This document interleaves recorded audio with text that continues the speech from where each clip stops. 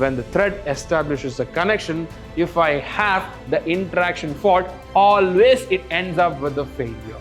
One connected data event pair. So when I have data event pair, please observe contact sensitivity port input event. Threads only interact through the external input and output. Please observe here, external events always remains external, but external data may become internal.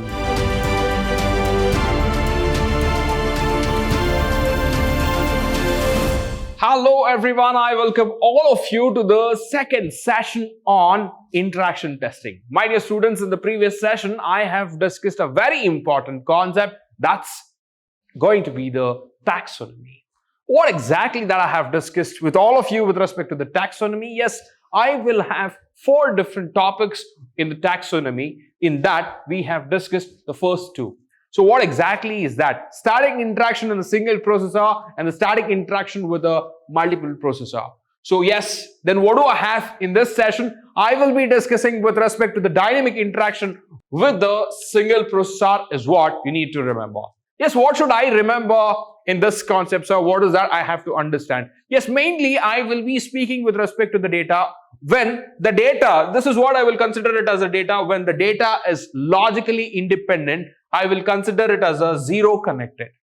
Yes, when the data is logically independent, I will consider it as a zero connected. That's what you need to remember. And the subalternation. So what is the meaning of subalternation? I have discussed that in my previous session. Please go back and check. Yes, when it comes to the subalternation, I will be considering it as a 2 connected. But what about the other relationships? What about the other relationships? What are the other relationships that I have? The other 3 relationships? Yes, that is going to be contraries, contradictories, and subcontraries. So what should I do with this? So I will be using this with the 3 connected. So why are you using for 3 connected for all these relationships? Because the data exchanged with the bidirectionally. Data exchanged with the bidirectionally. Observe here. So data is going here and it is coming again. So the data is getting exchanged in the bidirectionally in this relationship. That's the reason that I will conclude by saying that it depends on the 3 connectedness. So fine. So guys, it's very important that you need to understand that I have some of the 6 potential interactions. What exactly that I have? 6 potential interaction pairs. What exactly is that? So please observe, I have data, events, and threads. Sir, how exactly you are saying that 6 potential pairs you have with a combination of these 3? So please listen to me carefully. I can make the 6 combinations, okay, or 6 pairs out of these combinations. What is that? So data is 1 pair. So data events is the 2nd pair. Data thread is the 3rd pair. And the 4th one is events is the 4th pair. And event threads is the 5th pair. And threads is the 6th pair. So I have got the 6 potential interaction pairs. So using these pairs, I have got 4 different types of graphs. Yes or no? I have got 4 different types of graphs. Observe here. So how many different attributes can I generate with the help of 6 pairs and 4 different graphs? So in total, I will be able to generate 24 attributes. That's what you need to remember. So fine, sir, we understood that we will be able to generate 24 attributes out of 6 pairs and 4 different graphs. Please listen to me carefully now. Guys, so each interaction we have already discussed. What happens next after finding the 24 attributes? My dear students, it's very important that you need to understand here. So I recommend not to analyze all the possibilities. What happens? Why we should not analyze all the possibilities, whatever we get 24. So listen to me carefully. Interaction faults only results in failure. Whenever I have a fault with respect to the interaction, always it ends with the failure is what we need to remember at this point of time. So when the thread establishes the connection. So this is the major point that you need to understand. When the thread establishes a connection, if I have the interaction fault, always it ends up with a failure. So that's the most important point that you need to remember. How exactly the thread-to-thread interaction occurs? It occurs through the events as well as through the data. That's what you need to remember. How exactly thread to thread interaction occurs? It occurs through the data or through the event is what you need to remember, my dear students. Now, let's understand some of the example with respect to that four different graphs and 6 different pairs what we had. So we have listed out some 4 examples here. So one connected data to data pair. Okay, I'm not able to try out analyze everything as I told you. So I have just listed 4. So what is the first pair that I have? So one connected data to data. One connected graph is what I have. So data to data. What happens here? So 2 or more data items are input to the same action is what we are considering here. 2 or more data items are input to the same action. So the data is independent here. That's what you need to remember. When it comes to the 2 connected, so 2 connected is what? So please remember, what is that 2 connected? We discuss subalternates. So please observe here. Okay, 2 connected. What is the pair that we are using? Data to data itself. That's the first pair that we are using when the data item is used in a computation. So this is what we need to remember. Okay, subalternation. And third connected, okay, 3 connected data to data when the data are deeply related as in the repetition and semaphores. So we will be using the 3 connected. And the last one that I have, 1 connected data event pair. So when I have data event pair, please observe context sensitivity port input events. This is the 4 different examples that we have taken just to show you how exactly different pairs that we have, and when we implement that with respect to the 4 different graphs, what exactly it looks like, how do we use is what is just an example that we have shown here. Moving forward, so this is very important with respect to the dynamic interaction in a single processor. Observe, I have EDPN, external input and external output. How do we represent the EDPN external input and external output? Stay tuned to understand what exactly that I have with respect to the EDPN. What is this EDPN? So before that, let me speak about external input and external output. Observe this words carefully. Using this Petri net, this is a Petri net diagram that I have here. So let's understand what exactly the Petri net diagram is showing me here. In this diagram, you just have to understand and concentrate only about the external inputs and external outputs that I have here. Right? So fine, guys. Here, I will be treating this P1, P2 as the inputs. Okay, external inputs. What is the input that I have? I have P1 and P2. Sir, why are you treating this as a external inputs? So please observe, data is coming here. Okay, data is coming here. So what is that I have here input? So I have P1, and what is that I have here? I have P1. So what is that I have here input? I have P2. So what is that I have here? P2. Apart from this P1 and P2, I don't have any inputs in this diagram is what you need to remember with respect to the external input. Right? So fine. That's what they are trying to explain in the diagram in the textbook. So please observe. But when it comes to the output, sir, what is that output, external output that I have? So please observe, I have P5. Along with that, I have P9 and also I have P10. That is the 3 different external inputs is what I have to the EDPN is what you need to remember. So in total, if I want to summarize or to conclude this diagram with respect to the external input and output, so I have P1 and P2 as the external input and P5, P9 and P10 as the external output is what you need to remember. So fine, I understood, sir. We have external input and external output with respect to the EDPN. Right, what is the next thing that I need to remember? So fine, listen to me carefully. Each thread can be represented by an EDPN. What is EDPN? Stay tuned. Okay, please remember, external input places within degree 0. I want all of you to please listen here. External input places within in degree 0. All right. So can be a port or data precondition. It can be a port or data precondition is what you need to remember with respect to the input. But what happens to the output? So please remember. So guys, and the external output places with the output degree 0. Same thing happens with the external degree 0 when I'm using the output. So guys, that's what you need to remember, right? So fine, moving forward to the next point. Threads only interacts through the external input and output events is what you need to remember. And the next one is the interaction of external input and output places for the threads indicates where the thread interacts with each other. So what exactly the importance of external input and output that I need to remember. So that tells me where exactly the thread interacts is what you need to remember. So fine, I have some example with respect to the composition. Let me show you how exactly the composition of EDP and thread. Composition in the sense like, how exactly it is composing. Let's understand this combination. Right. So guys, observe the details that I have given in this part towards my right side. So what is that I have here? I have thread 1.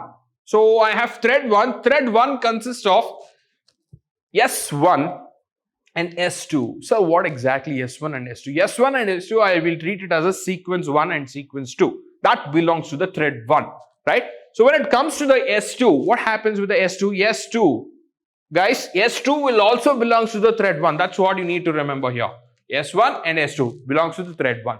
But when it comes to the thread 2 consists of only the sequence 3. So that's what you need to remember here. So I have the sequence 3. This belongs to the thread 2. So fine, we understood we have 2 threads and 3 sequences. Done. What is the next thing that I have? So please observe, I have taken 2 sets. What exactly that I have here in this 2 sets? Mainly, I will be focusing on the external inputs. So I have 2 sets. So in that, so please observe external input EI in the sense external input 1, which has got the P1 and D1. So please observe.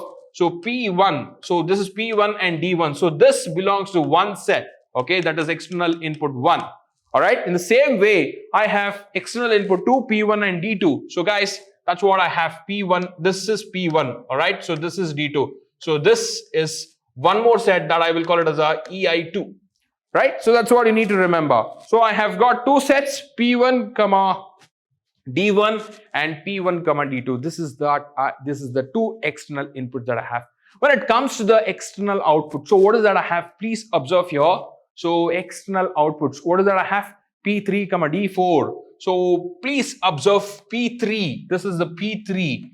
P3, D4 is the external outputs that I have here. Right? So that is the first pair, that is the first set that I have. When it comes to the second set, so P3, D4, same thing I have. P3, D4 is the next pair. So guys, why should I analyze these 4 sets?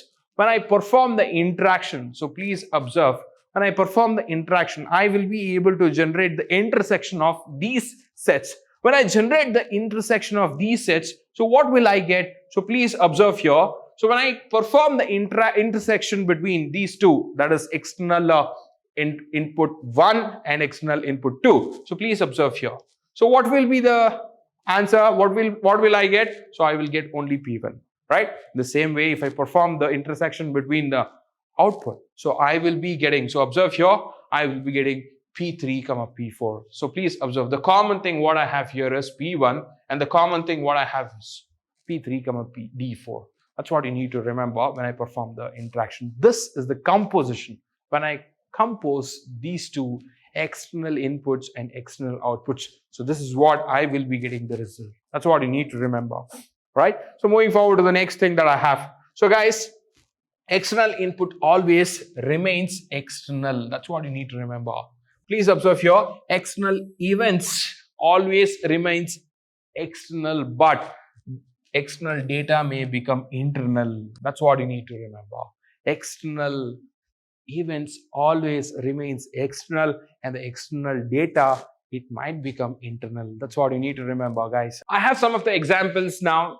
Please observe the examples when it is 0 connected. So please observe if EI1, that is external input 1 intersects with external input 2. So it gives me empty set. So that's what you need to remember. In the same way, external output 1 intersects with external output 2. Again, it gives me the empty set. So here, please observe, external input 1 intersects with external.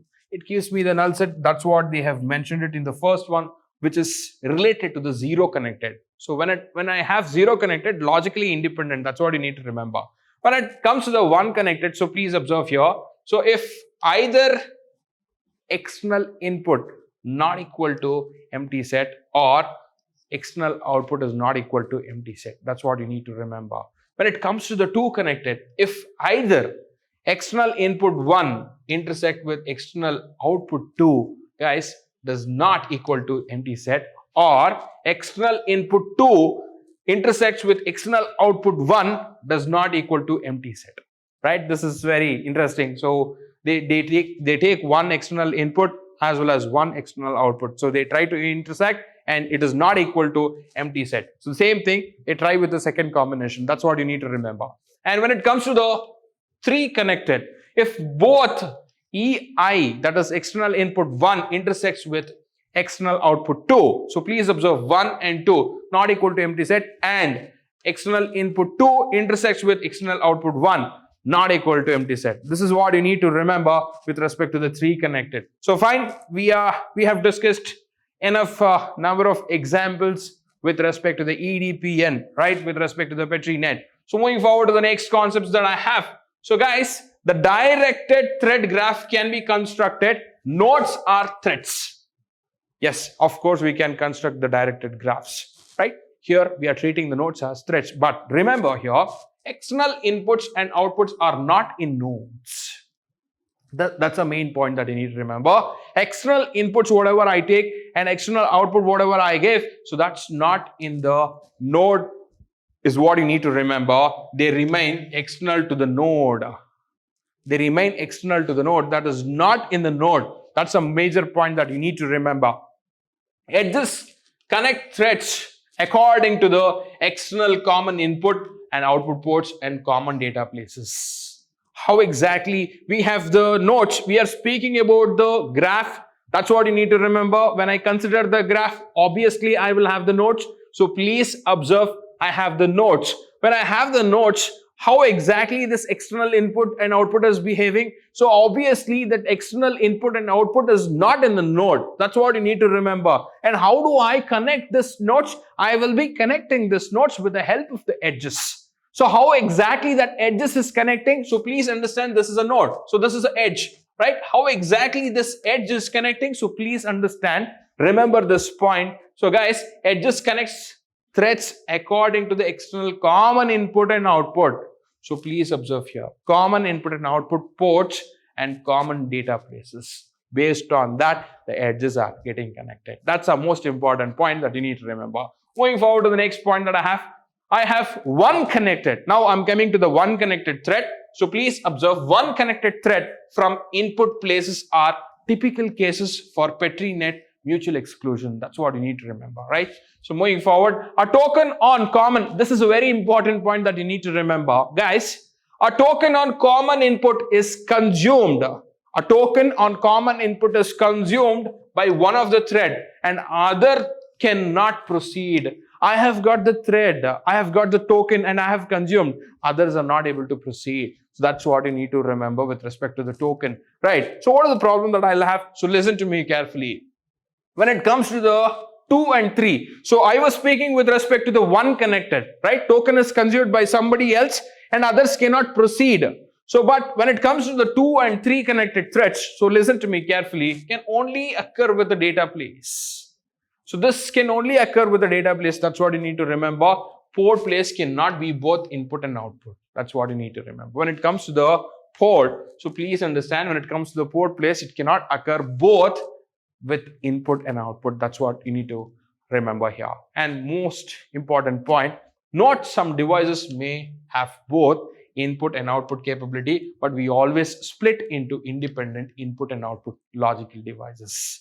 Some of the devices can have the capacity of both, taking the input as well as the output. But what they do is logically they divide. That's how the full communication happens, sending and receiving. So it'll have the capacity of both, but logically they will divide. So if not physically, they will divide it logically is what this point says. So please remember this. Observe the problem that I have here. What is the problem that I have here? Problem is often, so time difference. Observe here, what is that I have? Time difference between the setting of data and the occurrence of failure. Setting of data and the occurrence of failure is due to the interaction. That's what you need to remember. What interaction? Thread interaction. So this is the major problem that I have, time difference between. So please understand time difference between the setting of data and the occurrence of failure due to the thread interaction. So that's a major problem that I have. So what exactly that setting of time and data occurrence, what is the problem is that? So please observe, read-only data has got infinite duration. When I have read-only data, it has got infinite duration, but when it comes to the read or write data, that has got duration. So this is the major problem that I have. So that's what you need to remember. So with respect to the dynamic interaction in single processor, so with this, I have come to an end of this session. So I will be discussing this and the next concept. So in my next session, so keep waiting. Until then, take care. Bye-bye.